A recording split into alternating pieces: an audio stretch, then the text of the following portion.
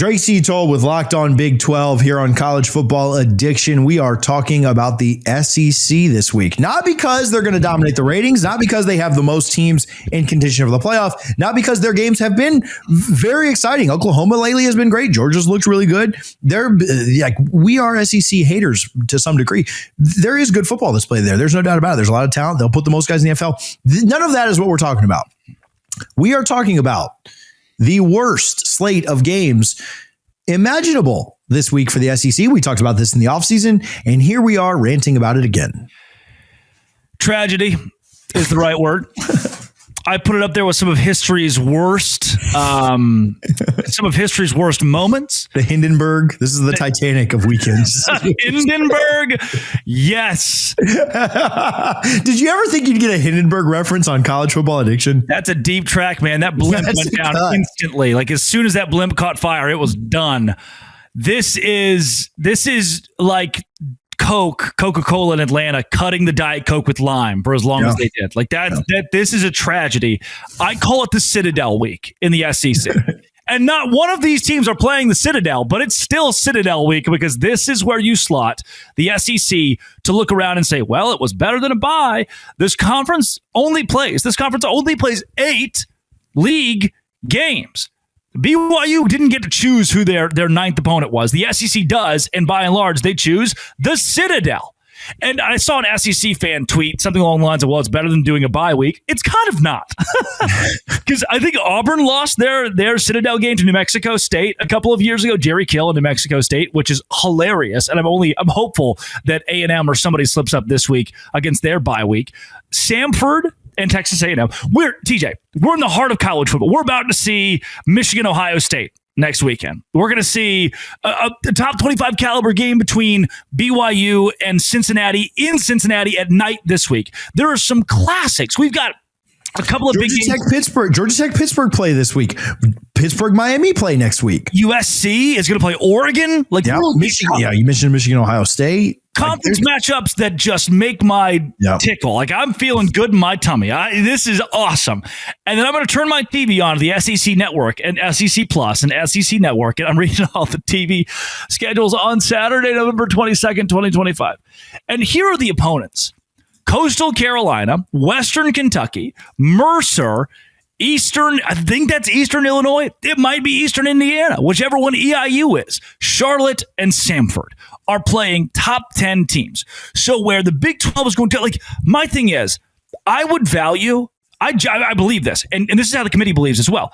I would value BYU losing by 1 point on the road to a top 25 quality Cincinnati team.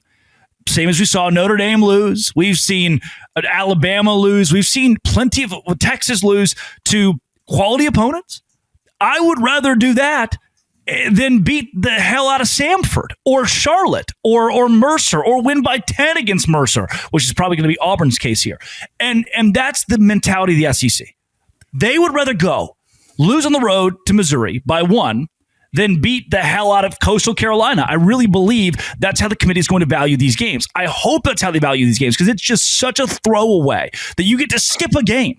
The Big 12 doesn't get to skip a game. The ACC, the Big 10, there are schools that are like, God bless America. I got to freaking play enough conference. I can't move this thing.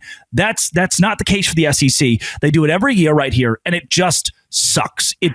Georgia's last 2 games, TJ, Charlotte and Georgia Tech. Georgia Tech's not what we thought they were. 88th strength of schedule, 88th strength of record, one of those two. And Charlotte sucks. So I don't, it just means more. Last best league. The SEC does it better. Dog, no. In the heat of the middle of what's supposed to be great and what we love about college football, these scared athletic directors, the scared commissioner just said, nah, let's play the Citadel. And I think that sucks.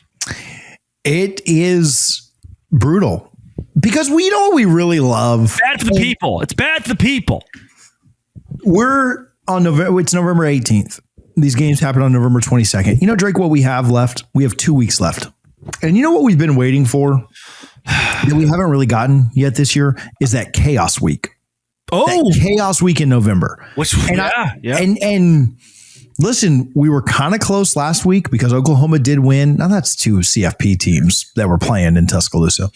We almost got South Carolina to knock off A&M. Pittsburgh wasn't really competitive with Notre Dame. We'll talk about the Irish here in a minute. But we were maybe it could happen. NC State could knock off Miami. There might be enough. We thought TCU maybe had a chance against BYU. That was a close spread. Maybe you could get that chaos week. You know what we're not going to have this week? When Georgia plays Charlotte, who's 1-9, when Texas A&M plays Samford, who's 1-10, when Alabama plays Eastern Illinois, that's 3-8, we ain't getting a chaos week.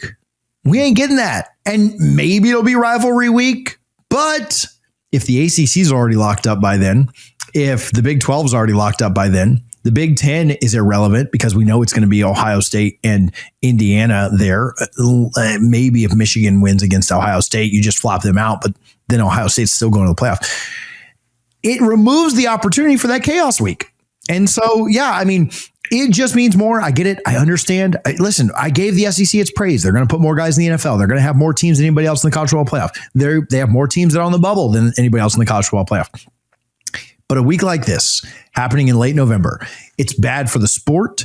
It's bad for the fans. You think the fans in Athens last week that were all jacked up to beat the hell out of Texas, which I know Big 12 fans certainly didn't mind seeing, you think they're jazzed up for a 12:45 game against Charlotte with a first-year head coach who is 1-9? No, they're not jacked up for that. What are they going to be doing the whole time? They're going to be checking their phones for what's going on around them. Alcohol sales will skyrocket for that game. That should Tropicalia will be flying in Athens. Just to get through the game. And then the same thing for Alabama. Do you think Alabama fans would love anything more than, and so I'm not even really dogging on the fans there. As much as we give SEC fans a hard time, I don't think they love this either. Alabama just got embarrassed in their own house in a game. They outscored the opponent by 200 points and they lost the game. 200 points, 200 yards. Let's use the right word when you get paid to talk for a living. Alabama would love nothing more, their fans, than to beat a good team and prove that last week was a fluke. Prove that the Oklahoma game was their Florida State part 2, where it was a fluke and should not have happened. You ain't going to get that opportunity against Eastern Illinois. And I know people are trying to hype up the Auburn game in the Iron Bowl at Jordan Hare the next week.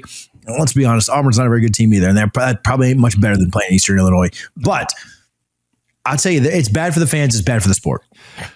You know, I do blame the fans a little bit somehow, and I can look at you going down this road. Maybe I hate the fans. I do blame the fans a little bit, and another portion of this, I hope the committee doesn't look at these games and say, "Wow, Alabama, what an impressive win against Eastern Illinois," or whoever it is. I really hope that they don't see A&M blow out the Citadel and think, "Yeah, move them above Indiana or Ohio State or whoever." That just is stupid to me. And the way I blame the fans is it seems pretty insufferable when I hear, it's not every SEC fan, but a lot of times it'll be Texas or Oklahoma fans, specifically Arkansas fans, thrown into that category. If you're Greg from Truman, Arkansas, and your whole deal is, man, I sure am glad we're not in the Big 12 because the SEC, we make $30 million more a year. We got no revenue. We didn't talk about. You're 2-8. You know, like you've got a really cool hot tub at the Tyson Athletic Facility on the campus of the University of Arkansas. How many times has Greg from Truman gotten into that hot tub?